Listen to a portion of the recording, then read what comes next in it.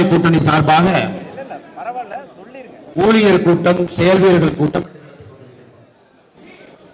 நம் அனைவருக்கும் தெரியும், தேர்தலுக்கு வெறும் இன்னும் 20 நாட்கள் இருக்கக்கூடிய நிலையில மிக கடுமையான ஒரு தேர்தல் 2024 தேர்தல் என்பது இந்திய அரசியல் வரலாற்றிலே மிக மிக முக்கியமான ஒரு தேர்தலாக இருக்க போகிறது. சகோதர சகோதரி, ஒரு பக்கம் நரேந்திர மோடி அவர்கள் 10 ஆண்டு காலம் ஆட்சி நடத்தி முடித்துவிட்டு அடுத்த 5 ஆண்டு காலம் மறுபடியும் உங்களுடைய ஆதரவை கோரி நின்று கொண்டிருக்கின்றார். இன்னொரு பக்கம் பாருங்க, யாரெல்லாம் இந்தியா 70 ஆண்டு காலமாக முன்னேறக்கூடாது என்று நினைத்தார்களோ அவர்கள் எல்லாம் கூட்டணியாக ஒரு பக்கம் நின்று கொண்டிருக்கின்றார். 2019 இப்படி இல்லைங்க, 2014 அப்படி இல்லை. ஆனால் 2024 தேர்தலை பொறுத்தவரை 70 ஆண்டு காலமாக இந்த நாட்டில் என்னெல்லாம் தப்பு நடந்துச்சோ அந்த தப்பு நடப்பதற்கு யாரெல்லாம் காரணமாக இருந்தார்களோ அவங்க எல்லாம் ஒன்னா நிற்கிறாங்க. ஜம்மு அண்ட் காஷ்மீரில் இருந்து தமிழ்நாடு வரை குடும்ப கட்சிகள், ஊழல் கட்சிகள், நாட்டை தன்னுடைய சொந்த வீட்டை போல பயன்படுத்தியவர்கள், எந்தவித தொலைநோக்கு பார்வை இருக்கக்கூடிய திட்டத்தையும் கொண்டு வராதவர்கள் இன்னைக்கு 2024 மோடி அவர்களை எதிர்த்து களத்தில் நிற்கிறாங்க. ஆனாலும் இந்த தேர்தல் ஒரு மிக வித்தியாசமான தேர்தல் சகோதரர்களே, பெரியவர்களே, தாய்மார்களே. காரணம், இதுவரை எத்தனையோ முறை ஓட்டு போட்டிருக்கின்றோம்.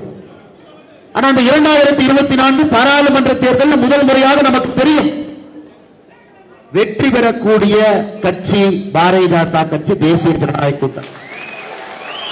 3வது முறையாக ஆட்சியில் வந்து அமரக்கூடியவர் பாரத பிரதமர் நரேந்திர மோடி அவர்கள் என்பது உறுதியாக தெரிந்து நடக்கக்கூடிய தேர்தல். இதுக்கு முன்னாடி அப்படி இல்லைங்க ஐயா. நிறைய அம்மாக்கள் இங்க இருக்கிறாங்க. இதுக்கு முன்னாடி அப்படி இல்லைங்க. யார் வெற்றி பெறுவாங்கன்னு வாக்கு பெட்டி எண்ணப்படும் நாள்ல மட்டும்தான் தெரியும்.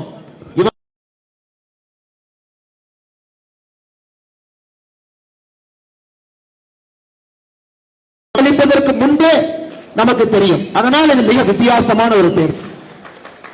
இப்ப நம்முடைய பல்லடம் பகுதியில் இருக்கக்கூடிய மக்கள், தலைவர்கள் எல்லாம் மேல இருக்கிறாங்க. நான் பெரிதும் மதிக்கக்கூடிய உழவர் உழைப்பாளர் கட்சியினுடைய தலைவராக இருக்கக்கூடிய சொல்லேர் உழவன் செல்லமுத்தையா மேடையின் மீது இருக்கின்றார். எனக்கும் ஒரு பெரிய ஆதங்கம், ஐயா எங்கிட்ட நிறைய கோரிக்கை வச்சிருக்கிறாருங்க, நிறைய கோரிக்கை. கடந்த 3 ஆண்டுகளாக அவர் வைக்காத கோரிக்கையே இல்லை. பிரதம மந்திரி நரேந்திர மோடி அவர்கள் ஆரம்பித்து அமித்ஷா அவர்கள் வரை மத்திய அரசினுடைய ஒரு அமைச்சருக்கும் கூட 2 மாதத்திற்கு ஒரு முறை எனக்கு கோரிக்கை கடிதம் பல்லடத்தில் அதிகமாக கொடுக்கக்கூடிய ஒரு தலைவர் நம்முடைய செல்லமுத்தையா. அதிலே நிறைய விஷயங்களை எங்களால் செய்ய முடிந்தாலும் கூட ஒரு ஆதங்கம், அரசாங்க அதிகாரத்தில் தமிழகத்தில் கோயம்புத்தூர் பகுதியில் பாரதிய ஜனதா கட்சி இல்லாத காரணத்தினால் எந்த அளவுக்கு வேகமாக செயல்படுத்த வேண்டும் என்று நினைக்கின்றீர்களோ அதுல 60% வேகம் தான் எங்ககிட்ட இருக்குது. ஐயாவுக்கும் தெரியும். அப்படி இருந்தும் ஒரு கட்சியாக, ஒரு கட்சியினுடைய தொண்டனாக நம்முடைய ஆட்சி இருக்கின்ற காரணத்தினால் எங்களால் செய்ய முடியுது. இன்னைக்கு அதை தாண்டி நிற்க வேண்டும் என்கின்ற ஒரு ஆதங்கத்தில் தான் பாரதிய ஜனதா கட்சி தேசிய ஜனநாயக கூட்டணியில கோயம்புத்தூர் பாராளுமன்ற தொகுதியிலே களம் கண்டு கொண்டிருக்கின்றோம். பவருக்காக இல்லைங்க. எம்பி என்கின்ற பதவி ஒரு அடையாளமாக நம்ம பின்னாடி போட்டுக்கலாம், அதுக்காக கண்டிப்பா இல்லைங்க. வேலை செய்ய வேண்டிய கட்டாயத்தில் நாங்கள் இருக்கின்றோம். ஏன்னா எல்லா மேடைகளையும் முழங்கிக் கொண்டிருக்கின்றோம். இந்தியால பாருங்க, பாரதிய ஜனதா கட்சியினுடைய ஆட்சியை பாருங்க, உத்தரப்பிரதேச பாருங்க, குஜராத்தை பாருங்க, அங்க இருக்கக்கூடிய வளர்ச்சியை பாருங்க. இங்க இருக்கக்கூடிய எல்லா நண்பர்களுமே இந்தியா முழுவதும் போறேன். ஏன்னா இந்தியாவில் அதிகமாக ஒரே ஒரு சட்டப்பேரவை தொகுதி எடுத்து மிக மிக வித்தியாசமான தொழில் செய்வர்கள் இருக்கிறாங்கன்னா இந்த பல்லடம் தாங்க. விவசாயம் ஒரு பக்கம், கோழி பண்ண ஒரு பக்கம், முட்டை ஒரு பக்கம், விசைத்தறி, கைத்தறி, நெசவு ஒரு பக்கம். இல்லாத வேலையை இந்த ஊரில் இல்லைங்க. எல்லோரும் சுயம்புவாக இந்த ஊரிலே தோன்றி பல்லடம் ஊருக்கு ஒரு மிகப்பெரிய பெருமை இங்க இருக்கக்கூடிய உழைப்பாளிகள் கொடுத்துக் கொண்டிருக்கிறார். இந்தியா முழுவதும் நீங்க பாக்குறீங்க, உங்க கஸ்டமர் யாராச்சும் இருப்பாங்க, உங்க பையர் இருப்பாங்க, ஆர்டர் வாங்குறதுக்கு யாராச்சும் இருப்பாங்க, அல்லது நீங்க இந்தியா முழுவதுமே சென்று விட்டு பார்த்து விட்டு வந்திருக்கின்றீர்கள். அப்ப உங்களுக்கு தெரிகிறது இந்தியா வளர்ந்து கொண்டிருக்கிறது என்பது முழுமையாக உங்களுக்கு தெரியும். இந்தியாவில் இருக்கக்கூடிய நகரங்கள் எல்லாம் வளர்கிறது என்பதும் உங்களுக்கு தெரியும். ஆனா தமிழ்நாட்டில் பாருங்க, 70 ஆண்டு காலமாக 1960 எதுக்கையா போராடி கொண்டிருக்கின்றோம். ஆனைமலை நல்லாறு திட்டம் 60 வருஷம். 1958 கேரளாக்காரன் இந்த ஒப்பந்தத்தோடு போடப்பட்ட ஒப்பந்தத்தை முழுமைப்படுத்தி டேம் கட்டி விவசாயிகளுக்கு தண்ணி கொடுக்க ஆரம்பிச்சு. ஆனா ஆனைமலை நல்லாறு திட்டம் பாத்தீங்கன்னா அப்படியே கிடப்புல போட்டு வச்சிருக்கிறான். கஷ்டமான திட்டம் தாங்க அம்மா, நான் எளிதான திட்டம்னு சொல்ல. மேடையில நம்முடைய தலைவர்களை வைத்துக் கொண்டு இது ஏதோ ஒரு பேனா வச்சு ஒரு கையெழுத்து போட்டு ஆனைமலை நல்லாறு திட்டம் நிறைவேற்ற முடியும் என்று நான் சொல்லவில்லை. குறைந்தபட்சம் முழுமையாக இந்த திட்டத்தை நிறைவேற்ற வேண்டும் என்றால் 10,000 கோடி ரூபாய் வேண்டுங்க. 10,000 கோடி ரூபாய், 4 லட்சம் விவசாய ஏக்கர் பாசன வசதியை நம்மால் உறுதிப்படுத்த முடியும். நான் உங்கள்கிட்ட ஒரே ஒரு கேள்விதாங்க அம்மா வைக்கிறேன். 10,000 கோடி கொண்டு வருவது கடினம் தான். ஆனா நீங்க யோசிக்கணும், ஒருவேளை அந்த 10,000 கோடி திட்டத்திற்கு மத்திய அரசை வலியுறுத்தி மாநில அரசு செய்வதற்கு தயாராக இல்லை என்கின்ற காரணத்தினால மத்திய அரசு முழுமையாக நிர்பந்தப்படுத்தி இந்த பணத்தை கொண்டு வர முடியும் என்றால் அது எந்த வேட்பாளரால் முடியும் என்பதை நீங்க ஒரே ஒரு நிமிஷம் யோசிச்சா போதும். யாருனால முடியும்? இதை மோடி ஐயா கிட்ட பேச யாருகிட்ட இருக்கு? இதை மோடி ஐயா கிட்ட சொல்லி ஐயா இந்த திட்டம் வேண்டும். தமிழ்நாடு கண் முன்னாடி பாலைவனமாக கொண்டிருக்கிறது. வறட்சி, குடிக்கிறதுக்கு தண்ணீர். நேற்று கோயம்புத்தூர்ல பாருங்க, ராமநாதபுரம் காவல் நிலையம் 3 காவல் நிலையத்தை சகோதரிகள் குடத்தோடு சென்று முற்றுகையிட்டாங்க. கோயம்புத்தூர்ல 15 நாளைக்கு ஒருக்காதான் குடிக்கிற தண்ணி வருதுங்க ஐயா. நகரத்துக்குள்ள டம்ல பிடிச்சு வச்சிருக்கிறாங்க. கோயம்புத்தூர் மாதிரி ஒரு ஊரினுடைய பிரச்சனையை பாருங்க, தண்ணி 15 நாளுக்கு ஒரு முறை. விவசாயிகளை பத்தி நான் பேசவே விரும்பலை. எவ்வளவு கஷ்டத்துல விவசாயம் என்று தமிழகத்தில் இருக்குன்னா, நீர்ப்பாசனம் என்பதை தமிழக ஆட்சியாளர்களுக்கு ஒரு கெட்ட வார்த்தையாக அவங்க காதுல இருக்கு. ஒரு நீர்ப்பாசனத்துக்கு பணம் கொடுக்கணுமா? அதுல கொடுத்தா யாரையா ஓட்டு போடுவா? நீர்ப்பாசனத்துக்கு நாம கொடுத்து அதுக்கு ஒரு 2,000 கோடி ஒதுக்கி அதுக்கு ஏரி குளங்கள்லாம் சுத்தப்படுத்தி அதன் மூலமா வரக்கூடிய வருமானம் மக்களுக்கு கூட தெரியாது யார் பணத்தினால் இந்த விவசாயிகள் உயர்ந்தார்கள் என்று அப்படின்னு தான் ஆட்சியாளர்கள் நினைக்கிறாங்க. உடனடியா ஒரு 500 ஒரு 100 ஒரு 300 உடனடியா கொடுத்தா மக்கள் விரும்புகின்றார்கள் என்று தப்பான கற்பனையிலே இந்த திராவிட ஆட்சியாளர்கள் அமர்ந்து கொண்டிருக்கின்றார். ஐயா, நாம் இன்னைக்கு பல்லடத்துக்கு எடுக்கக்கூடிய திட்டம் எல்லாம் தொலைநோக்கு திட்டம் தான். ஆனைமலை நல்லாறு திட்டத்திற்கு நீங்க அடிக்கல் நாட்டினீங்கன்னாவே அதை முழுமைப்படுத்துவதற்கு குறைந்தபட்சம் 2 to 3 ஆண்டுகளா குறைந்தபட்சம். ஆனால் நாம் இந்த மேடையில் நின்று கொண்டு நாளை காலையில் நம்ம செயல்படுத்த போறோம், நம்ம சொல்ல போறது எப்படி கர்நாடகால சில சிறப்பு திட்டங்களுக்கு 5,000 கோடி ரூபாய் மத்திய அரசு ஒதுக்கீடு செய்தார்களோ, இன்னைக்கு தமிழ்நாட்டுக்கு சிறப்பு திட்டங்களுக்கு பணத்தை கொண்டு வர வேண்டிய கட்டாயம் எனக்கும் எங்களுக்கும் இருக்கிறது. மேடையில் இருக்கக்கூடிய தலைவர்களுக்கு அந்த கட்டாயம். என்னுடைய கேள்வி கேட்பேன், இந்த கம்யூனிஸ்ட் எம்பி மாதிரி தப்பிக்க முடியாது. அவர் என்ன சொல்லுவாரு, ஏப்பா நான் என்ன பண்றது, மோடி ஐயா மேல இருக்காரு, கம்யூனிஸ்ட் கட்சி இந்தியாலேயே எங்கேயோ 2 இடத்துல இருக்கிறோம், அந்த 4 எம்பியில நானும் ஒருத்தரா இருக்கேன், அதனால செய்ய முடியலன்னு சொல்லிட்டு இந்த எலெக்ஷன்ல நிக்காமையே போயிட்டார். நீ யோசிச்சு பாரு. ஆனா அந்த பதிலை நான் கொடுத்தால் நீங்கள் ஏற்றுக்கொள்ள மாட்டீங்க. நீங்க என்ன சொல்லுவீங்க, 400 எம்பியை கொடுத்திருக்கோம். அந்த கேள்வி கேட்பீங்க. 400 எம்பியை கொடுத்திருக்கோம், சரித்திரத்தை கொடுத்திருக்கின்றோம். இது போன்ற ஒரு ஆட்சியை இந்தியாவில் யாரும் பார்த்ததே இல்லை. 400 எம்பி தனிப்பெரும்பான். ராஜ்யசபால பாரதிய ஜனதா கட்சிக்கு மெஜாரிட்டி வந்து விட்டது, லோக்சபால தொடர்ந்து மெஜாரிட்டியில் இருக்கும்.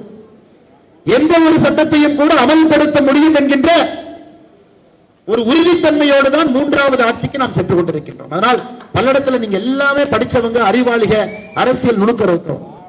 ஆனா எந்த காரணத்தை சொன்னாலும் நீங்க ஏத்துக்க மாட்டீங்க. சொல்ல ஒருமையா மேடையின் மீது இருக்கிறாங்க, கூட்டணி கட்சி தலைவர்கள் இருக்கிறாங்க. பாருங்க, நம்முடைய பாமக பாட்டாளி மக்கள் கட்சியினுடைய உழைக்கின்ற பாட்டாளியாக இருக்கக்கூடிய அண்ணன் ரவிச்சந்திரன் அவர்கள் இருக்கின்றார்கள். நம்முடைய ஐஜேகே மாவட்ட செயலாளர் தரபால் அவர்கள் இருக்கின்றார்கள். அமமுகவுடைய மாவட்ட செயலாளர் அண்ணன் அம்மா அனந்த்குமார் அவர்கள் இருக்கின்றார்கள். அனைத்து இந்திய அண்ணா திராவிட முன்னேற்ற கழகத்தினுடைய தொண்டர்கள் உரிமை மீட்பு குழுவுடைய மாவட்ட செயலாளர் அண்ணன் சண்முகம் அவர்கள் இந்த பகுதியிலேயே பஞ்சாயத்து தலைவராக இருந்து அவார்டு எல்லாம் வாங்கி தொடர்ந்து குரல் கொடுக்கக்கூடிய ஒரு தலைவர். அவர் கீழே வரைக்கும் என்ன பிரச்சனை என்பதை முழுமையாக உணர்ந்திருக்கக்கூடிய தலைவர். செல்லமுத்தையாவை பத்தி சொல்லவே வேண்டாங்க, அதிகமாக எனக்கு மனு கொடுக்கக்கூடிய தலைவர்கள் அவரும் ஒருவர். சமீபத்தில் பிரதமர் அவரை சந்தித்து ஒரு பெரிய புக்கே கொடுத்திருக்கார். இதெல்லாம் இந்த பகுதியில் நிறைவேற்றப்பட வேண்டிய திட்டங்கள் என்று. மேடையின் மீது நம்முடைய கூட்டணி கட்சி சார்ந்த எல்லா தலைவர்கள் இருக்கின்றார்கள். எல்லா தலைவர்களும் தமிழ் மாநில காங்கிரஸ்ல இருந்து அண்ணன் ஓகே சண்முகம் அவர்கள் நம்மோடு இருக்கின்றார்கள். மிக முக்கியமான தலைவர் இந்த பகுதியில. மாநிலத்தினுடைய செயலாளர் மூத்த தலைவர் ஐயா வரதராஜன் அவர்கள் இருக்கின்றார்கள். அவர்களுக்கும் என்னுடைய வணக்கத்தை தெரிவித்து அண்ணனை பத்தி நான் சொல்லிட்டு நம்முடைய கட்சி பேச வர்றேன், கடைசியா வர்றேங்க. இன்னைக்கு இவங்க ஒத்துக்க மாட்டாங்க, இவங்க யாரும் ஒற்றுக்கொள்ள மாட்டாங்க. ஆனா இல்லனே அது கொஞ்சம் ஆனமலை நல்லார் திட்டத்துக்கு பணத்தை சாங்ஷன் பண்ண முடியலங்கண்ணே. நான் பேசின பினான்ஸ் மினிஸ்டர்கிட்ட அடுத்த பட்ஜெட்டுக்கு சொன்னாங்க 10,000 கோடி வாங்க முடியல. என்ன கேட்பாங்க? ஏங்கண்ணே 400 MP இருக்கு, லோக்சபா ராஜ்யசபா இரண்டிலும் தனி மெஜாரிட்டி இருக்கு. அப்படி இருந்து பணத்தை கொண்டு வாங்கி வர முடியவில்லை என்றால் எதுக்கு எம்பியா இருக்கு? உதாரணத்திற்கு விசைத்தறி, கைத்தறி, நெசவு. ஐயா, அதிகமாக பிரச்சனை இருக்கக்கூடிய தொழில் இன்னைக்கு பாத்தீங்கன்னா நம்முடைய டெக்ஸ்டைல் தொழில். நூல் சம்பந்தப்பட்ட எந்த தொழிலாக இருந்தாலும் கூட இன்னைக்கு பிரச்சனை இருக்குது. உலகத்துல யாரோ ஒருத்தர் தும்முனா சளி நமக்கு பிடிக்குது. இந்தியாவும் ஐரோப்பிய நாடுகளும் இன்னும் 2 மாசத்துல FTA அக்ரிமெண்ட் கையெழுத்து போட போறாங்க. இன்னும் 2 மாதத்தில் இந்தியாவும் யூகேவும் நாம இங்கிலாந்து எந்த நேரத்தில் வேண்டுமானாலும் ஃப்ரீ ட்ரேட் அக்ரிமெண்ட் கையெழுத்து போட போறோம். கனடாவோட பிரச்சனைனால நின்றுருக்கு. இதெல்லாம் நீங்க பார்க்க போறீங்க. நம்ம ஆட்சிக்கு வந்து முதல் ஆண்டுல இந்த ஒப்பந்தம் எல்லாம் மோடி ஐயா கையெழுத்து போட்டுருவார். அப்ப நமக்கு ஒரு பக்கம் லாபமும் இருக்கு, ஒரு பக்கம் பிரச்சனையும் இருக்கு. அதை யாரு போய் பேசி தீர்ப்பாங்கன்னு நான் கேட்கிறேன். மற்ற அரசியல் கட்சிகள் மாதிரி வந்து வேற எதுவும் பேச விரும்பல. நேரடியாக உங்ககிட்ட கேள்வி வைப்பதற்காக நான் இன்று பல்லடத்திற்கு வந்திருக்கிறேன். ஒரு புரிந்துணர்வு ஒப்பந்தம் போடுறீங்க, அதனால லாபம் இருக்கு. நேரடியா இன்னைக்கு யாரெல்லாம் பல்லடத்துல தொழில் பண்றீங்களோ உங்களுடைய தொழில் அடுத்த 2 ஆண்டுகள்ல இரட்டிப்பாக போகுது. FTA பண்ணிட்டோம்னா யூரோப்பியன் யூனியன் இங்கிலாந்து கையெழுத்து போட்டுட்டீங்கன்னா நேரடியா இரட்டிப்பு. அதே நேரத்தில் பாத்தீங்கன்னா டாரிஃப் பேரியர் பிரச்சனை. பங்களாதேஷ்காரன் அதை பயன்படுத்தி இந்தியாக்குள்ள பொருளை கொண்டு வர்றான். ஏனென்றால் இந்தியா உலகத்திலே ஒன்றி விட்டதுங்கம்மா. நம்ம ஒரு தனி நாடு கிடையாது, ஒன்றி விட்டோம். அப்ப பிரச்சனைகளா சொல்றீங்க, அதை நாம் காது கொடுத்து கேட்க வேண்டும், செயல்படுத்தணும், சரி பண்ணணும். 3 மாதத்திற்கு இருக்கக்கூடிய பிரச்சனை அடுத்த வருஷம் புதிய பிரச்சனையா இருக்கும். இங்க யாருமே வந்து இல்ல நீங்க சொன்ன பிரச்சனைகளை நிறைவேற்றி விட்டோம் அப்படி சொல்ல முடியாது. இந்தியா உலகத்திலே ஒன்றிணைய முழுமையாக இந்தியாவுடைய தொழில் உலகத்தை நோக்கி செல்ல செல்ல இன்னைக்கு இருக்கக்கூடிய பிரச்சனை அடுத்த வருடம் அது புதிய பிரச்சனையாக இருக்கும். அதுக்கு அடுத்த வருஷம் இன்னொரு பிரச்சனையா இருக்கும். இன்னொரு ஒப்பந்தம் கையெழுத்து போட்டிருப்போம். இந்தியாவுக்குள்ள ஒரு பிரச்சனையை சொல்லுவீங்க, நூல் விலை ஏறுது, இம்போர்ட் டியூட்டி 10%. ஆனா 10% போட்டதுக்கு அப்புறம் குறையல, அதை எடுங்க, இம்போர்ட் டியூட்டி எடுத்தாச்சு. ஆனா எடுத்ததுக்கு அப்புறம் கொடுக்கணும், காட்டன் ட்ரேடிங் கார்பரேஷன் CCA மாத்துங்க, அதையும் மாத்தியாச்சு. அம்மா நான் எதுக்கு சொல்ல வரேன் தாய்மார்களே, இந்த பிரச்சனைகளை எல்லாம் மேலே எடுத்து சென்று சரி செய்வதற்கு உங்களுக்கு ஒரு நபர் வேண்டும் என்கின்ற கோரிக்கையை தான் உங்களுக்கு நான் வைக்கிறேன். உரிமையாக நீங்கள் கேட்பதற்கு ஒரு நபர் வேண்டும், உரிமையா கை நீட்டி கேட்கணும். அப்ப எனக்கு நான் எந்த காரணம் சொன்னாலும் நீங்க ஏத்துக்க மாட்டேங்க. குறைந்தபட்சம் நிதியமைச்சர்கிட்ட போய் உட்கார, டெக்ஸ்டைல் மந்திரிகிட்ட போய் உட்கார, குழுவை கூட்டிட்டு போய் உட்கார வைக்கணும்.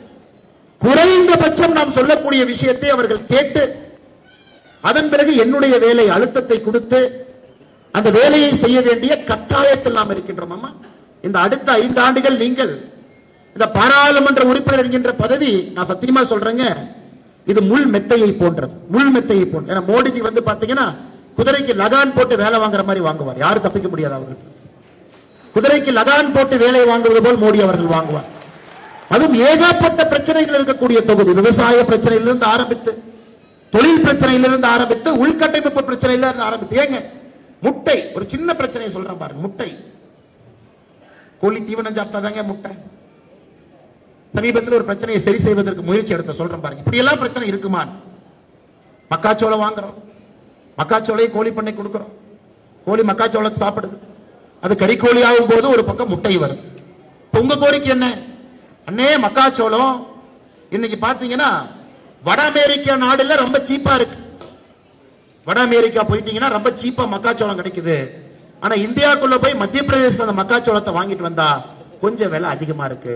அதனால் வட அமெரிக்காவிலிருந்து வரக்கூடிய மக்காச்சோளத்திற்கு நீங்க போட்டிருக்கக்கூடிய இம்போர்ட் டியூட்டியை முழுமையா எடுத்துவிட்டு அதனால எங்களுக்கு கிலோக்கு ஒரு 4 ரூபாய் குறையும். இதையெல்லாம் புரிந்து கொள்ளக்கூடிய தன்மை ஒரு பாராளுமன்ற உறுப்பினர் இருக்கும் நான் சொல்றேன். ஒரு புரிந்து கொள்ளக்கூடிய தன்மை, குறைந்தபட்ச அடிப்படை அறிவு, குறைந்தபட்ச அடிப்படை. ஒரு 4 ரூபாய் மக்காச்சோளத்துக்கு நம்ம குறைச்சு கொடுக்கிறோம் அப்படின்னா அதன் மூலமாக கோழி வளர்க்கிறவங்க, முட்டை வளர்க்கிறவங்களுக்கு ஒரு இந்தியாவில் பாத்தீங்கன்னா இன்னொரு பக்கம் சுயசார்பு பாரதம் என்று சொல்லுகின்றோம். மத்திய பிரதேசத்தில் இருக்கக்கூடிய மக்காச்சோளம் தமிழ்நாட்டுக்கு வரணும். ஆனா மத்திய பிரதேசனுடைய மக்காச்சோளம் தமிழகத்திற்கு வரும் பொழுது வட அமெரிக்கா நாடுகளை விட விலை குறைவாக இருந்தால் மட்டும்தான் நீங்க அதை மதிப்பீங்க, ஏத்துக்க மாட்டீங்க. இதற்காக தலையை முட்டி இந்த பிரச்சனையை சரி செய்வதற்கு களத்தில் இறங்கி இருக்கின்றோம். இது போன்ற பல பிரச்சனைகளை பேசிக்கிட்டே போலாங்க ஐயா. அம்மாக்கள் இங்க இருக்கிறீங்க. நிறைய பிரச்சனைகளை நாம் தீர்க்க வேண்டும், கட்டாயம் இருக்கிறது. இன்னும் 10 ஆண்டுகள்ல தமிழகத்துல யாரும் விவசாயம் செய்ய முடியாது. இதே மாதிரி நிலைமை போச்சுனாங்க இன்னும் 10 ஆண்டுகள்ல ஒரு விவசாயி என்பவர் தமிழ்நாட்டில் இருக்க முடியாது, என்னையும் உட்பட. தண்ணி இல்லைங்க, தண்ணி இல்லை. தண்ணி இல்லாம எப்படி விவசாயம் பார்ப்போம்? எத்தனை நாளைக்கு ஆடு மாடு வளர்த்தி அதன் மூலமாக வரக்கூடிய வருமானத்துல எத்தனை நாளைக்கு வண்டி ஓட்டும்? காமராஜர் ஐயா காலத்திற்கு பிறகு பாசன வசதி என்பது 14% தமிழகத்தில் குறைந்திருக்கிறது. அவர் எப்ப ஆட்சி விட்டுட்டு போனாரு? 1963 ஆட்சி விட்டுட்டு போனார். காமராஜர் ஐயா 9 ஆண்டுகள் ஆட்சியிலிருந்து 1963 பிறகு பாசன வசதி என்பது 14% குறைந்திருக்கிறது. பாசன வசதி குஜராத்தில் பாருங்க 50% அதிகமாக இருக்கு இதே காலகட்டத்தில். காரணம் மோடி என்ன சொல்றார்?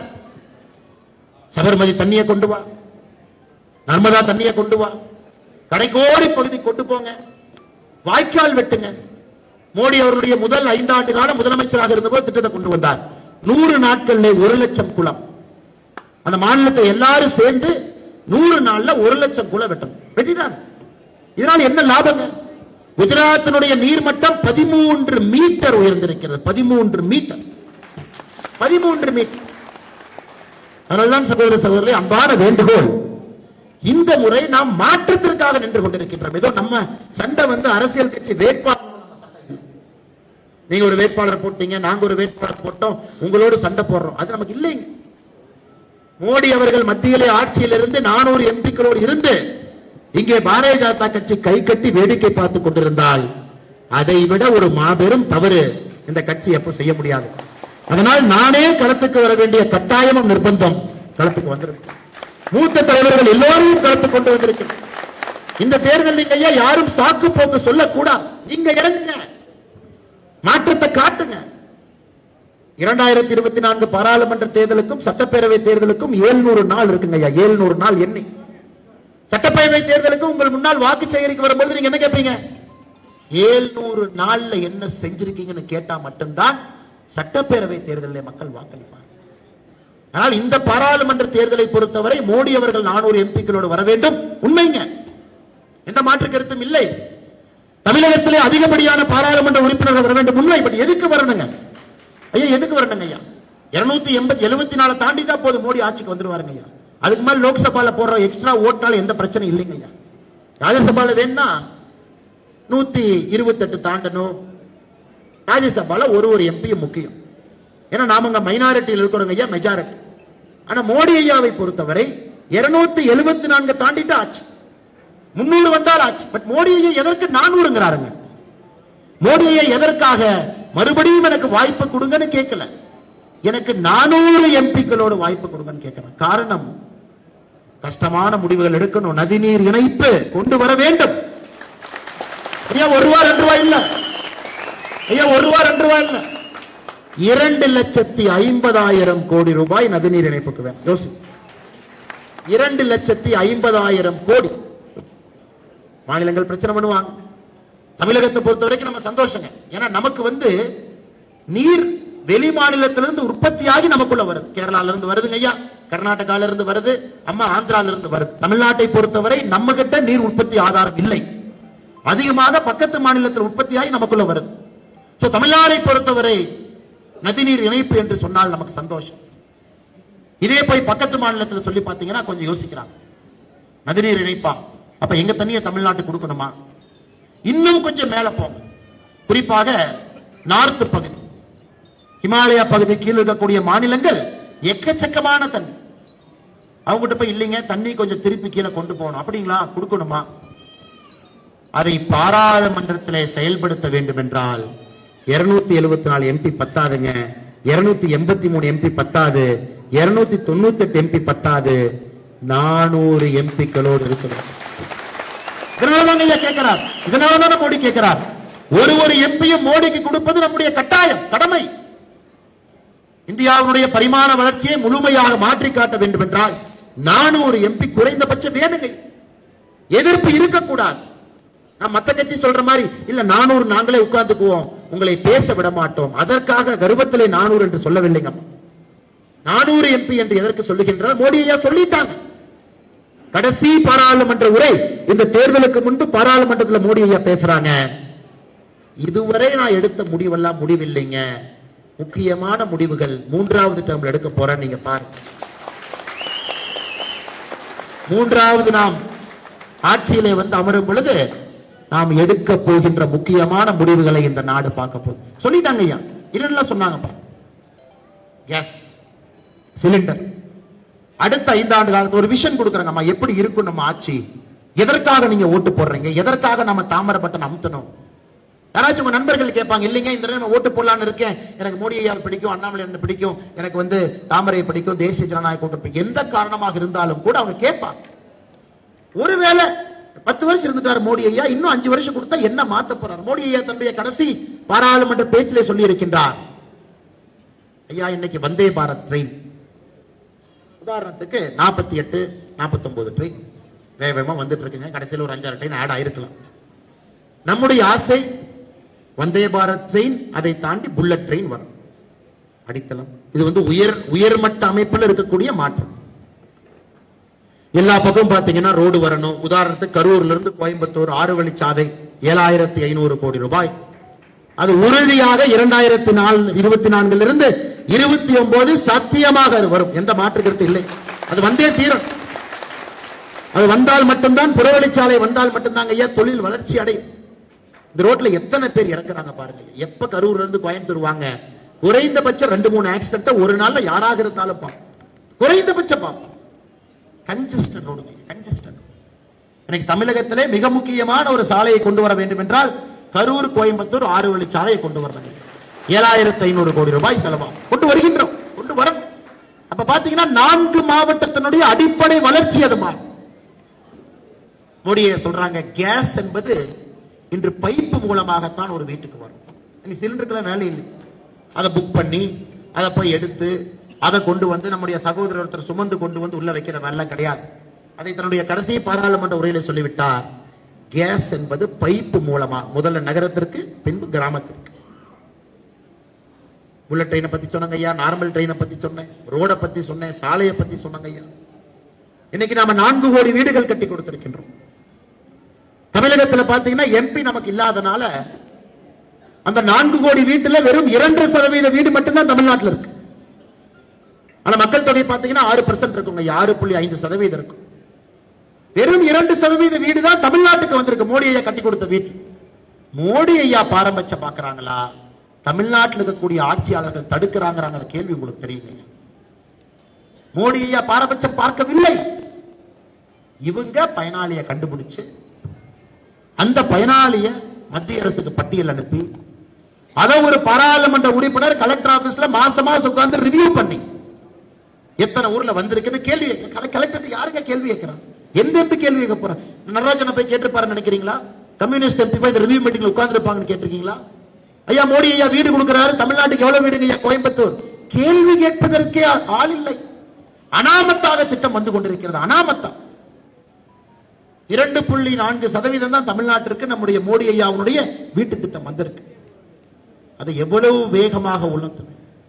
எம்எல்ஏ நீங்க, மந்திரி நீங்க, எம்பியும் மாற்று கட்சி வேலைக்காகாதவங்க, கலெக்டரை நீங்களே பார்த்து போடுறீங்க. இந்த முழு சிஸ்டத்துல யாருக்கு அக்கறை இருக்கு? யாருக்கு அக்கறை இருக்கிறது? அமர்ந்து ஒரு மீட்டிங்ல பல்லடத்துக்கு எவ்வளவு ஐயா வீடு கொடுத்தீங்க, வீடு இல்லாதவர்களுக்கு எவ்வளவு வீடு போச்சு கேட்பதற்கு இங்கே ஆளு.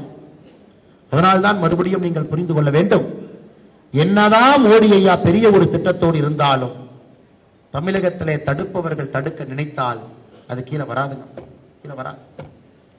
அதையும் சரி கட்டுவதற்கு நமக்கு பாராளுமன்ற உறுப்பினர், நாம் கேள்வி கேட்கக்கூடிய பாராளுமன்ற உறுப்பினர் நமக்கு இங்க இருக்கு.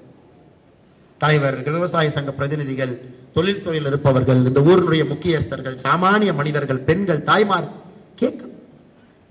எம்பியை பார்க்க எவ்வளவு மோசமான தேர்தல் பாருங்க. எம்பியை யாருமே பார்க்கறது இல்லைங்க. இந்த கேள்வி நான் உங்கள்கிட்ட கேட்கவே போறதில்லை. எத்தனை பேர் கோயம்புத்தூர் எம்பியை பார்த்திருக்கீங்க கேள்வி. ஆனா எத்தனை பேர் அந்த அண்ணாமலையை மாநில தலைவராக உங்களோடு சுற்றி பார்த்திருக்கிறேன்? ஒரே கேள்வி தான் நான் கேட்கிறேன். கல்யாணம், விசேஷம், கட்சி நிகழ்ச்சி, எண்மண் எண் மக்கள் யாத்திரை, பல இடத்துல ஒரே கேள்வி. நான் வேற எதுவுமே உங்கள்கிட்ட கேட்கல. எனக்கு இத்தனை பேர் வந்து நிக்கிறாங்கல்ல, இத்தனை பேர் வந்து நின்று கொண்டிருக்கின்றார். டிஆர்பி ராஜா பணத்தோடு வந்து நிற்கிறார். கோயம்புத்தூர் மக்களை விலைக்கு வாங்கிடலாம் திமுக ஒரு பொய் கனவுல வந்து நிற்கிறான். எல்லா அமைச்சர்களையும் இறக்கிறான். நான் ஒரே ஒரு கேள்வி உங்கள்கிட்ட கேட்கிறேன். ஒன்றுமே இல்லாம ஒரு சாதாரண மனிதனாக இருக்கும் பொழுது என்னை எத்தனை முறை நீங்கள் பார்த்து இருக்கின்றீர்கள்? மக்களுடைய அதிகாரம் கொடுத்தால் அதிகமாகத்தாங்க பார்க்க போறேன், எனக்கு குறைவாக வாங்க பார்க்க போறேன். அதனால் எல்லாருக்கும் நான் ஒரே ஒரு கேள்வி, எத்தனை முறை உங்களோட வீதியில் நடந்து நடந்து போய் ஊரா போய் இங்க பார்க்காம என்னை பார்க்காம நீங்க யாரும் இருந்ததே இல்லைங்க. ஒரு நாளும் விடுமுறை என்பது நான் அரசியல் எடுத்ததே இல்லை. நிறைய பேருக்கு என் மேல கோவம், நீங்க ஊருக்கு வரணும், தோட்டத்துக்கு வரணும், உங்களை தோட்டத்துக்கு வந்து பார்க்கணும். தோட்டத்துக்கு போயே 4 மாதம் 5 மாதம். அட்லீஸ்ட் நீங்க அம்மாவை பார்க்க வந்தானாச்சும் உங்களை பார்க்க வர்றேன், அம்மாவை பார்த்தே 2 மாசம். இல்ல சென்னை வீட்டுக்கு வந்தானாச்சு பார்க்க வர்றேன், சென்னைக்கு போயே பல நாட்கள் ஆகிறது.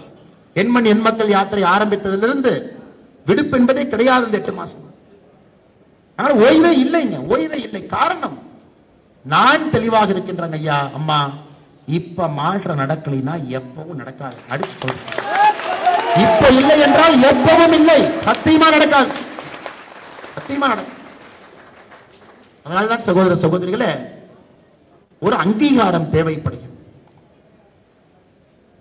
ஒரு ஐஏஎஸ் ஐபிஎஸ் ஆபீசர்லாம் என்கிட்ட அந்த மாதிரி பேசிட்டு எஸ்கேப் ஆகி போயிடுவாங்க நீங்க நினைக்கிறீங்களா? இல்லைங்க, நான் principal secretary government of India, நீங்க எனக்கு கோரிக்கை கொடுத்திருக்கிறீங்க, அதை பரிசீலனை பண்றேன். இல்ல நீங்க கொடுத்திருக்கீங்க, நீங்க ஒரு தனி மனிதன் தான் சார், நீங்க கொடுத்திருக்கீங்க அப்படியே எடுத்து போடுற, அது வர்றப்ப வரும். அந்த மாதிரி என்கிட்ட பதில் சொன்னா நான் விட்டுருவேன் நீங்க நினைக்கிறீங்களா? அதற்கு மக்களுடைய அதிகாரம் நமக்கு தேவைப்படும். ஒரு ஆட்சியாளனை கண்டித்து, அதிகாரத்தில் இருக்கக்கூடிய ஆட்சியாளனை கண்டித்து இதை செய்ய வேண்டும் என்று சொல்வதற்காக தாங்க ஐயா இந்த மக்கள் அதிகாரம் என்கின்ற தேர்தலில் நாம நிக்கிறோம். அது நமக்கு தேவைப்படுகிறது. அவங்க ஓவர்ரோல் பண்ணி செய்யணும். ஒரு கலெக்டர் செய்ய மாட்டேன் என்று சொன்னாலும் கூட ஓவர்ரோல் பண்ணி செய்ய வைக்கணும். அது இல்லை என்றால் இந்த பதவி எதுக்கு? அலங்காரத்துக்கு. இல்ல பாரதிய ஜனதா கட்சியில் ஏற்கனவே நான் உங்களிடம் மன்றாடியது போல 303 எம்பிக்களோடு இருக்கின்றோம், எதற்கு 400 செல்ல வேண்டும் என்று நினைக்கின்றோம். அதனால் நீங்கள் சரியாக புரிந்து கொள்ள வேண்டும் சகோதர சகோதரிகளே. பல்லடத்துல நம்முடைய அறிமுக கூட்டத்திற்கு இவ்வளவு பெரிய எழுச்சியாக நீங்கள் எல்லாம் வந்திருக்கிறீங்க. அதனால் இது உங்களுடைய தேர்தல், இது உங்களுடைய தேர்தல். இல்ல அண்ணாமலை என்ன பார்க்கல பாருங்க, அண்ணாமலை என்ன பொங்கலூருக்கு வரல, எல்லாத்தையும் வந்து வாக்கு கேட்கல, எங்க தெருவுக்கு வரல, எங்க ஊருக்கு வந்திருக்கணும்ல, நியாயமான கேள்விதான். இல்ல அண்ணாமலை என்ன கொஞ்சம் காரணம்பேட்டைக்கு வந்தா நல்லா இருந்திருக்குமே, நானும் அவரை பார்க்கணும், அவர் பிடிக்கும், ஆசை இருக்கு, ஓட்டு போடணும்னு, மோடி எல்லாம் எங்களுக்கு பிடிக்கும், பட் எங்க ஊருக்கு வரலையே. வெறும் 18 நாட்கள்ல நடக்கக்கூடிய தேர்தல், 21 லட்சம் பேர் இருக்காங்க கோயம்புத்தூர். 40 தொகுதிகளுக்கு நான் பிரச்சாரத்திற்கும் செல்ல வேண்டும்.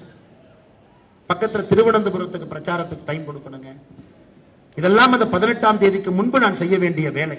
40 தொகுதி, ஒரு நாளைக்கு 6 பாராளுமன்ற தொகுதி செல்றேன். 6 மணிக்கு கன்னியாகுமரி ஆரம்பித்தா இரவு 10 மணிக்கு 5வது தொகுதியில முடிக்கிறேன். காரணம் ஐயா, நான் போக வேண்டிய கட்டாயம் இருக்கு. பாரதிய ஜனதா கட்சி உசுப்பி ஏற்றி இந்த இடத்துல நிக்க வச்சிருக்கு. 19 பாரதிய ஜனதா கட்சியினுடைய வேட்பாளர் இதுவரை தமிழ்நாட்டில் நின்னதே இல்லைங்க. 7 இடத்துல 5 இடத்துல 6 இடத்துல தான் நின்று 19 பேர் நிற்கின்றார்கள். என்னால என்கிட்ட கேள்வி கேட்கிறாங்க, அண்ணே நீங்க சொல்லித்தான் நிக்கிறோம், பிரச்சாரத்துக்கு நீங்கள் வரவில்லை என்பதை நாங்கள் ஏற்றுக்கொள்ள முடியாது, வந்தாகணும், அங்கே போகணும். சிதம்பரத்தில் நிக்கிறாங்க, சென்னையில நிக்கிறாங்க, நாகர்கோயில நிக்கிறாங்க. அதனால்தான் நான் திரும்ப திரும்ப சொல்றேன் ஐயா, நீங்கள் தான் வேட்பாளர். எனக்கு இருக்கக்கூடிய நேரம் நீங்க என்ன சொன்னாலும் வந்துடுறேங்க. தூங்க போவது கிடையாது, ஏதோ இடத்துல ஓய்வெடுக்க போவது கிடையாது. இங்க இல்லை என்றால் தமிழகத்துல ஏதோ ஒரு மூலையில மைக்க பிடிச்சி ஏதோ ஒரு மக்கள்கிட்ட நான் பேசிட்டு இருக்க போறேன், அன்பு சொந்தங்கள்கிட்ட. ஆனால் நான் எல்லா இடத்திற்கும் பல்லடத்திற்கு வர வேண்டும் என்று அன்பு சொந்தங்கள் நீங்கள் எதிர்பார்க்காம, நீங்கள் அண்ணாமலையாக, நீங்கள் மோடியாக, நீங்கள் பாரதிய ஜனதா கட்சியாக, நீங்கள் தேசிய ஜனநாயக கூட்டணியாக பட்டி தட்டி எல்லாம் நீங்க இறங்குங்க, நீங்க இறங்க. உங்க குழந்தைகளை நான் பார்த்துக்கிறேங்க, எங்கட பொறுப்பு அதை விட்டுருங்க. அடுத்த 30 ஆண்டு காலம் உங்களுடைய குழந்தையினுடைய வளர்ச்சி என் கையில நீங்க விட்டுருங்க. நீ யோசிக்காதீங்க, அதை என்னுடைய கையில விட்டு, என்னுடைய கையில விட்டு. வேலை வாய்ப்பு, தொழில்துறை, அடுத்த கட்ட முன்னேற்றம் எல்லாம் நாங்கள் பார்த்துக் கொண்டேன். உங்களுக்கு அந்த பிரச்சனையே வேண்டாம். சின்ன குழந்தையா இருக்கிறீங்களா, 30 ஆண்டுகள் வளர்ந்து ஒரு வளர்ச்சி அடைந்த பாரதத்திலே உங்களுடைய குழந்தை இந்தியாவுடைய பிரதியாக இருக்க வேண்டும் என்றால் மோடி அவர்கள் 2024 29 வரை இன்னைக்கு மோடி ஐயா வராங்க எதிர்பார்க்கிறார். மோடி ஐயா பாருங்க, 73 வயது. கிட்டத்தட்ட அரசியல்ல மக்கள் பிரதிநிதியாக மக்கள் பிரதிநிதியாக 51 வயசுல இருந்து இருக்காரு. 22 ஆண்டுகளாக மோடி அவர்கள் மக்கள் பிரதிநிதி. அதற்கு முன்பு பாத்தீங்கன்னா 30 ஆண்டுகள் சமுதாய பணி RSS இயக்கத்துல பாரதிய ஜனதா கட்சி பொறுப்புல. இந்த மனிதன் 52 ஆண்டுகளாக மக்கள் பணியிலேயே சுத்திக்கிட்டு இருக்காரு. இன்னைக்கு மோடி அவங்க கேட்கறது, எங்க 3வது டேர்ம் நான் கேட்கிறேன், நான் என்ன நான் நன்றாக இருக்க வேண்டும் என்பதற்காக கேட்கின்றேனா? எனக்கு யாராச்சும் இருக்காங்களா?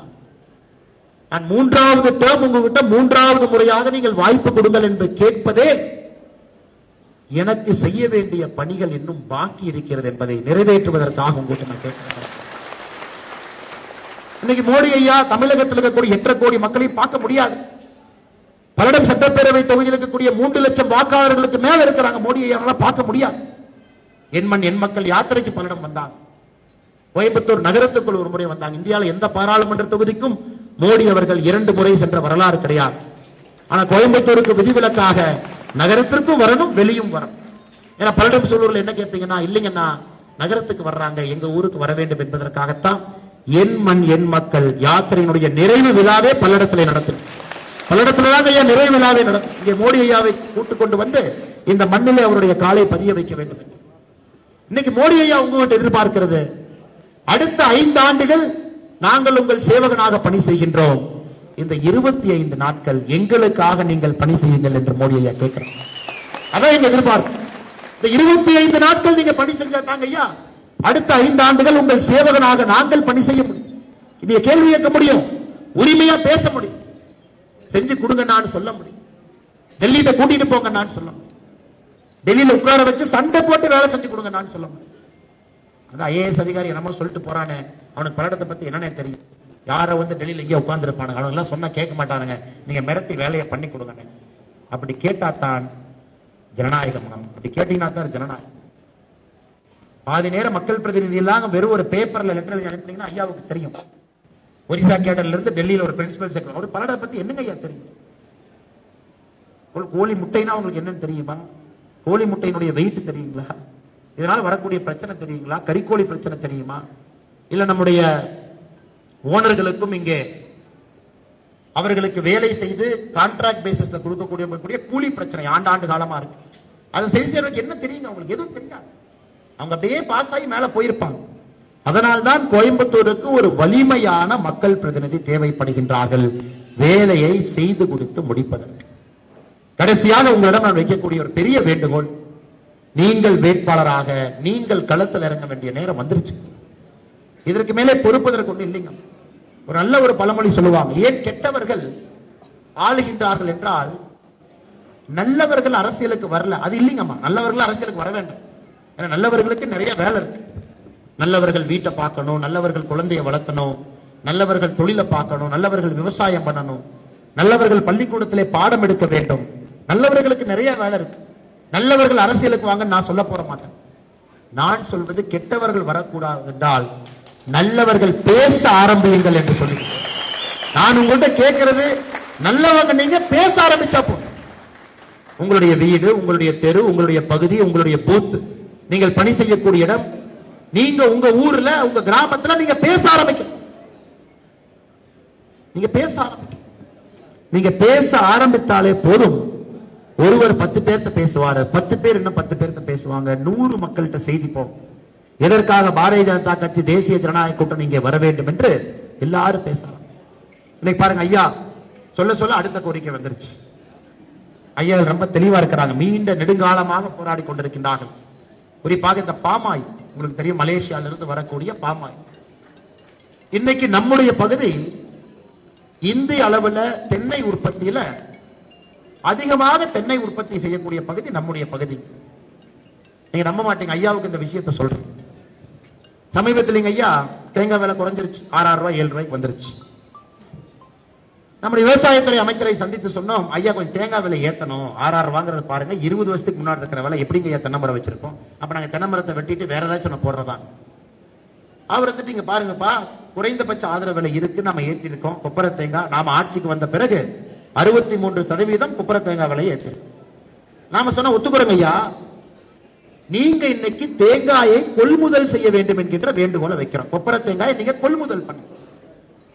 அவர் செக்ரட்டரி கூப்பிட்டாரு, செக்ரட்டரி வந்தாங்க. ரொம்ப எவ்வளவு பெரிய ஆச்சரியம் பாரு. செக்ரட்டரி சொன்னா இல்லப்பா, தமிழ்நாடு ஆல்ரெடி 45,000 டன் கொள்முதலை கொடுத்து முடிச்சிட்டாங்கல்ல, எந்த மாநிலத்திற்கும் கொடுக்காத 45,000 டன் கொடுத்திருக்கோம். நாம சொன்ன இல்லைங்க, இன்னும் கொஞ்சம் உயர்த்துங்க. அவர் தமிழ்நாடு அரசு இங்கிருந்து ஒரு கடிதம் எழுதியிருக்கின்றார்கள். அந்த கடிதத்தை காப்பிட்டார்.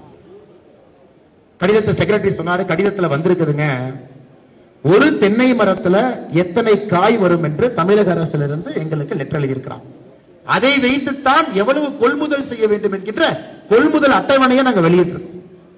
இங்க நீங்க தேங்காய் மரம் வச்சிருக்கிறவங்க இருக்கிறீங்க, ஒரே ஒரு கேள்வி கேட்கிறேன்.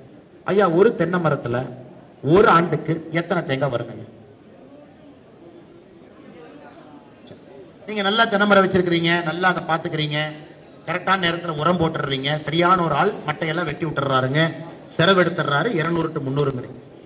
சரி, இன்னொரு நண்பர் இருப்பார், இல்லைங்க என் தோட்டத்தில் அவ்வளவு வரல, ஒரு 105, 120. ஐயா, என்னதான் நம்ம சொன்னாலும் இங்க இருக்கக்கூடிய எந்த தென்னை மரம் வச்சிருக்கக்கூடிய விவசாய பெருமகன் 100க்கு கீழே போகுமாங்க ஐயா? 100க்கு கீழே போறதுக்கு வாய்ப்பு இருக்குங்களா? நீங்க 70ன்னு எழுதி கொடுத்தீங்கன்னா மத்திய அரசு என்ன பண்ணும்? ஒரு தென்னை மரம் 70, இத்தனை தென்னை மரம், இத்தனை தென்னை மரத்தை 70ஆல மல்டிப்ளை பண்ணுங்க, அப்ப இவ்வளவு காய், அப்ப நாம 40,000 டன் வாங்குவோம்.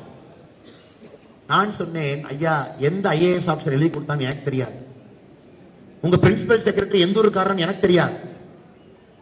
ஒரு தென்னை மரத்திற்கு குறைந்தபட்சம் தென்னை மரத்தை மெயின்டைனே பண்ணினா கூட 100 காய் சராசரியா வரும். மெயின்டைன் பண்ணா 150க்கு போகும். அக்கா மாதிரி நல்ல வளம் இருக்கக்கூடிய தண்ணி இருக்கு, மண் வளம் இருக்கு, 200 தொடலாம்.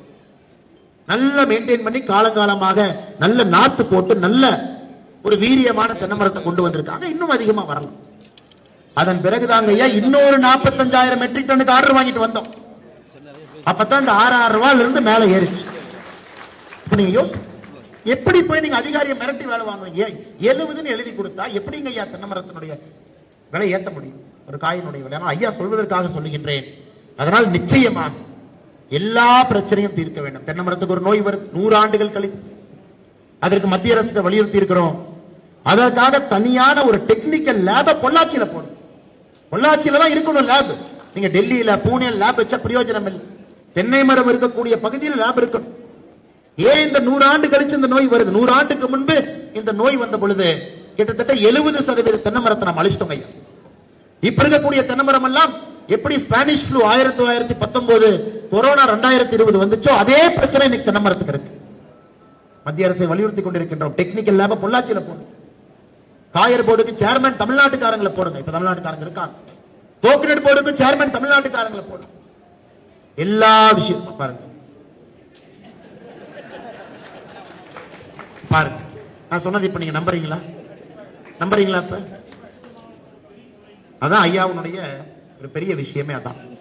ஐயா, இன்னைக்கு உங்களிடம் நாம் கொடுக்கக்கூடிய ஒரு உத்தரவாதம் பல்லடத்துல, ஐயா, பிரச்சனைகள் நிறைய இருக்கக்கூடிய ஒரு ஏரியா, நிறைய பிரச்சனை, எல்லாம் காம்ப்ளெக்ஸ் பிரச்சனை. மக்காச்சோளம் அங்க வர்றதுக்கும் கோழி சாப்பிடுறதுக்கும் கோழி ஒரு முட்டைக்கு இருக்கக்கூடிய லிங்க பாருங்க. இம்போர்ட் டியூட்டின்னு ஒரு பிரச்சனை. எல்லாவற்றையும் பேசி சண்டை போட்டு சரி பண்ணி ஒரு மனிதர்களுக்கு இருக்கக்கூடிய பிரச்சனைகளை தீர்ப்பதுதான் நம்முடைய கடமை. இது முழு நேர வேலை, இதை தவிர வேற எந்த வேலை இல்லைங்க. ஆனால் பாமாயில் இருந்து தென்னை மரத்திலிருந்து அடுத்து பாத்தீங்கன்னா சுங்கச்சாவடிகள் ஒரு பிரச்சனையாக உருமாறி கொண்டிருக்கிறது.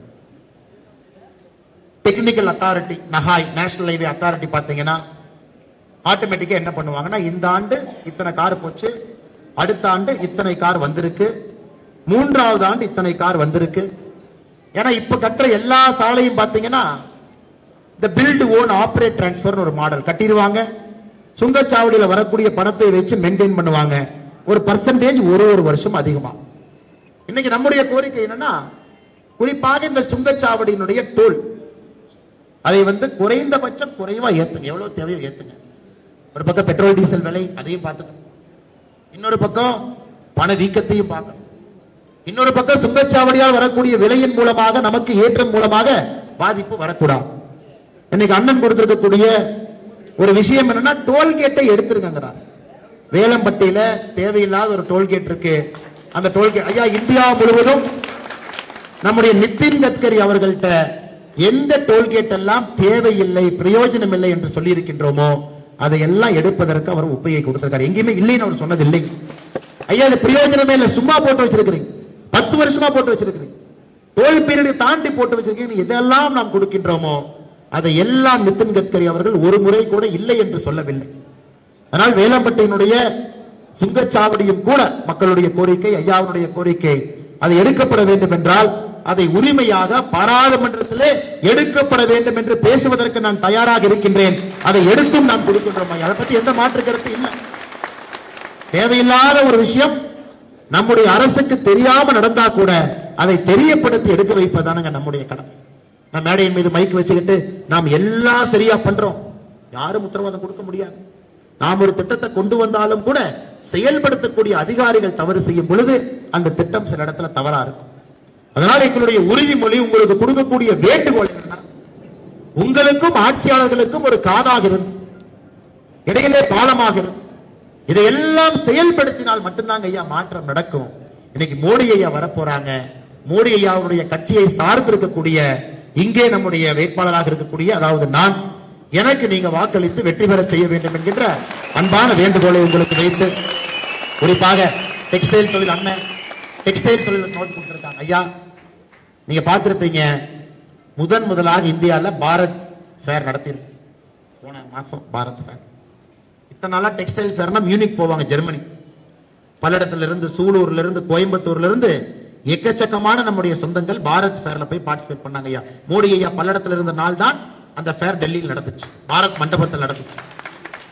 உலகத்தில் நடைபெற்ற மிகப்பெரிய டெக்ஸ்டைல் ஃபேர் இன்னைக்கு நம்முடைய இந்தியாவிலே நடக்கக்கூடிய பாரத் ஃபேர். எனக்கு தெரியும். ஆனால் நாம் சொல்வது டெக்ஸ்டைல் தொழில் அடுத்த கட்டம் செல்ல வேண்டும் என்பதிலே தெளிவாக இருக்கின்றோம். காரணம், விவசாயத்திற்கு அடுத்து அதிகமாக வேலை கொடுப்பது நம்முடைய டெக்ஸ்டைல் தொழில், எந்த மாற்று கருத்து இல்லை. ஆனால் டெக்ஸ்டைல் தொழில் பொறுத்தவரை இருக்கக்கூடிய எல்லா பிரச்சனையும் உங்களோட அமர்ந்து சரி செய்து கொடுக்கின்றோம். ஆனா நீங்களும் புரிஞ்சுக்கிறீங்க, ஒரு பிரச்சனையை சரி பண்ணா 6 மாதம் கழித்து இன்னொரு பிரச்சனை வரும், அதையும் சரி பண்ணி கொடுக்கும். ஏன்னா டெக்ஸ்டைல் பிரச்சனையை பொறுத்தவரை தொடர்ந்து இருக்கும். 90ல இருக்கிற பிரச்சனை வேறங்க, 2000 பிரச்சனை வேற, சிபிஆர் அண்ணா உங்களிடம் வாக்கு கேட்க வந்த பொழுது பிரச்சனை வேற, 2014 பிரச்சனை வேற, 19 பிரச்சனை வேறு, 2024 பிரச்சனையும் வேறு. ஆனால் என்ன உறுதிமொழி கொடுக்கலாம், இளைஞர்கள் நிறைய பேர் வந்திருக்கிறான், நிறைய நாலேஜ் இருக்கிறோம், நிறைய நம்ம ரெப்ரசென்ட் பண்றாங்க. இணைப்பு பாலமாக இருந்து அதை சரி பண்ணி கொடுக்குறாங்க. அது காட்டன் ரேட், யான் பிரச்சனையிலிருந்து, நூல் பிரச்சனையிலிருந்து, அந்த கூலி கொடுக்கக்கூடிய பிரச்சனையிலிருந்து, அடுத்து நம்ம எஃப்டிஏ சைன் பண்றோம்னா அதனால் வரக்கூடிய 98% நல்ல விஷயங்கள், பங்களாதேஷ்ல இருந்து வரக்கூடிய சின்ன பிரச்சனை, அதையும் சரி பண்ணும். அந்த உறுதிமொழி உங்களுக்கு கொடுத்து இந்த அற்புதமான செயல் வீரர்கள் கூட்டம் பல்லடத்திலே நடப்பதற்கு காரணமாக இருக்கக்கூடிய நம்முடைய கோயம்புத்தூர் பாராளுமன்ற தொகுதியினுடைய அமைப்பாளர் அண்ணன் ஜி.கே. செல்லகுமார் அவர்களுக்கு என்னுடைய சிறப்பான நன்றிகளை தெரிவித்து, நம்முடைய மாநில செயலராக இருக்கக்கூடிய இந்த பகுதியில கிட்டத்தட்ட 30 ஆண்டு காலமாக ஒரு கல்வியாளராக இருக்கக்கூடிய அக்கா மலர்குடி அவர்களுக்கு என்னுடைய வாழ்த்துக்களை நன்றிகளை தெரிவித்து, நம்முடைய கோயம்புத்தூர் பாராளுமன்ற தொகுதியினுடைய பார்வையாளர் அண்ணன் பாயிண்ட் மணி அவர்களுக்கு என்ன நன்றிகளை தெரிவித்து, மாவட்டத்தினுடைய பொதுச் செயலாளர், பல்லடம் சட்டமன்ற தொகுதியினுடைய அமைப்பாளர், பெரிய பாரம்பரியமான குடும்பத்திலிருந்து வந்திருக்கக்கூடிய, நமக்காக தினமும் கடுமையா, அதாவது அண்ணனுடைய பேச்சு பாருங்க, சீனிவாசன், 2வது எந்த கட்சி பல்லடத்திலே வருகின்றார்களோ அவர்களை விட 60,000 வாக்குகள் நாம் அதிகமாக வாங்கியிருக்க வேண்டும். இலக்கு பாருங்க எப்படி வச்சிருக்காங்க. மொத்தமா 1 லட்சம் ஓட்டு வாங்குவோம், 1,10,000 ஓட்டு வாங்குவோம் என்று சீனிவாசன் அவர்கள் இலக்கு வைக்கல. 2வது யார் வருகின்றார்களோ அவர்களை விட 60,000 வாக்குகள் அதிகமாக இங்கே பாரதிய ஜனதா கட்சி தாமரை வாங்க வேண்டும் என்று பெரிய இலக்கை வைத்து தன்னுடைய முழு குழுவோடு அழகாக பாடுபட்டுக் கொண்டிருக்கின்றார்கள். அவருக்கும் என்னுடைய வாழ்த்துக்களை தெரிவித்து, இணை அமைப்பாளர் அண்ணன் வினோத் வெங்கடேசன் அவர்கள் நம்மோடு இருக்கின்றார்கள், அவருக்கும் என் நன்றிகளை தெரிவித்து,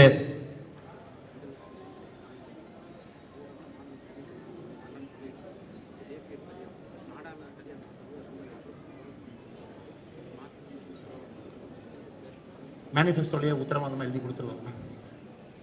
அண்ணனுடைய மறுபடியும் ஒரு தறி பிரச்சனையை கொண்டு வர்றாங்க. குறிப்பாக தறி பிரச்சனையுடைய அப்கிரேடேஷன், டெக்னாலஜிக்கல் அப்கிரேடேஷன் அடுத்த கட்டம் செல்வதற்கு மத்திய அரசு கொடுக்கக்கூடிய நிதி பல்லடத்திற்கு ஒரு சிறப்பு நிதியாக கொண்டு வந்து இங்க இருக்கக்கூடிய தறி அடுத்த கட்டம் அப்கிரேட் பண்ணணும்.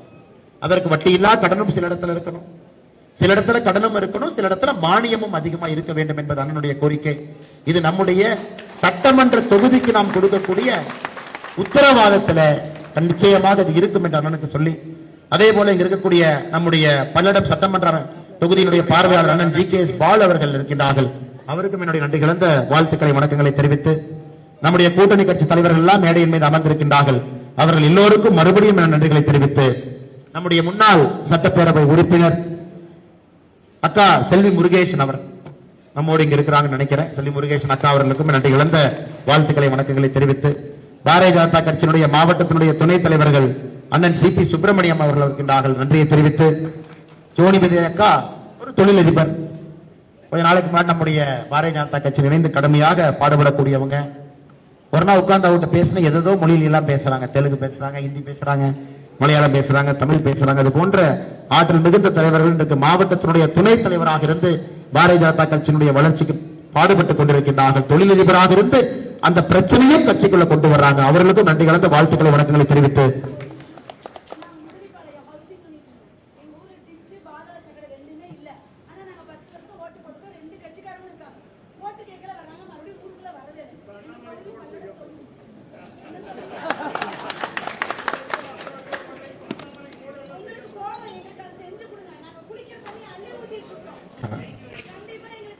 நிச்சயமா ஒரு நியாயமான கோரிக்கை.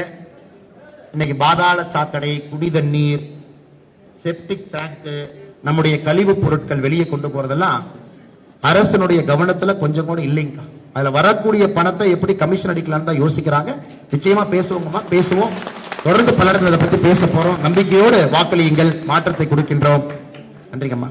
அதே போல நம்முடைய மாவட்ட செயலராக இருக்கக்கூடிய மோகன் அவர்கள், நித்யா அனந்தகுமார் அவர்களுக்கும் நன்றிகளை தெரிவித்து, மாதாப்பூர் பஞ்சாயத்தினுடைய தலைவராக இருக்கக்கூடிய அருமை அண்ணன் அசோக்குமார் அவர்கள் நன்றிகளை தெரிவித்து, 14வது நகர்மன்ற உறுப்பினராக இருக்கக்கூடிய சசிரேகா ரமேஷ் அவர்களுக்கு நன்றி கலந்த வாழ்த்துக்களை வணக்கங்களை தெரிவித்து, 16வது நகர்மன்ற உறுப்பினராக இருக்கக்கூடிய ஈஸ்வரி செல்வராஜ் அவர்களுக்கு நன்றி கலந்த வாழ்த்துக்களை வணக்கங்களை தெரிவித்து, அதே போல மேடையின் மீது இருக்கக்கூடிய நம்முடைய ஆற்றல் மிகுந்த ஒன்றிய தலைவர்கள், பல்லடம் நகர் அண்ணன் வடிவேல் அவர்கள், பல்லடம் மேற்கு அண்ணன் ரமேஷ்குமார் அவர்கள், பல்லடம் கிழக்கு அண்ணன் ராஜ்குமார் அவர்கள், பல்லடம் வடக்கு அண்ணன் பூபாலன் அவர்கள், திருப்பூர் தெற்கு சரவணகுமார் அவர்கள், ஆண்டிப்பாளையம் அண்ணன் பன்னீர்செல்வம் அவர்கள், பொங்கலூர் மேற்கு சந்தான கிருஷ்ணன் அவர்கள், பொங்கலூர் கிழக்கு சந்திரசேகர் அவர்கள், வீரபாண்டி ஒன்றிய தலைவர் அண்ணன் மகேஷ்குமார் அவர்கள், மேடையின் மீது இருக்கக்கூடிய எல்லா தலைவர்கள், மிக முக்கியமா நிறைய பேர் அரசியல் கட்சியை சாராதவங்க இந்த கூட்டத்துக்கு வந்திருக்கீங்கன்னு எனக்கு தெரியும்.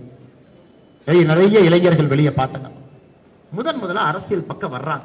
அரசியல் என்றால் சாக்கடை என்பதில் பார்த்து கொஞ்சம் எட்டி பார்க்கிறாங்க, என்னதான் பண்றாங்க, வந்து பார்ப்போம் என்று. எங்களுடைய எண்ணம் எல்லாம், எங்களுடைய செயல்பாடுகள் எந்த விதத்திலும் கூட அரசியலை நோக்கி வரக்கூடிய புதியவர்களுக்கு ஒரு மனச்சோர்வு ஏற்படக்கூடாது என்பதிலே தெளிவாக இருக்கிறது.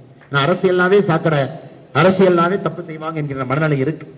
ஆனால் புதிதாக வந்து கொண்டிருக்கக்கூடிய எல்லா நண்பர்களுக்கும் நாங்கள் கொடுக்கக்கூடிய உறுதிமொழி என்னன்னா, ஒரு பானை சோறுக்கு ஒரு சோறு பதம் என்பது போல தமிழகத்தினுடைய ஆட்சி மாற்றத்திற்கு கோயம்புத்தூர் பாராளுமன்றத்தை மையமாக வைத்து நடத்தி காட்டுவோம் என்று வந்திருக்கக்கூடிய எல்லா புதியவர்களுக்கும் அழைப்பு விடுத்து, மேடையின் மீது மேடைக்கு முன்புறம் இருக்கக்கூடிய எல்லா தலைவர்களுக்கும் நன்றி தெரிவித்து, பத்திரிகை நண்பர்களுக்கும் நன்றி தெரிவித்து என்னுடைய உரையை முடித்துக் கொள்கின்றேன். நன்றி, வணக்கம். பாரத் மாதா கி ஜெய்.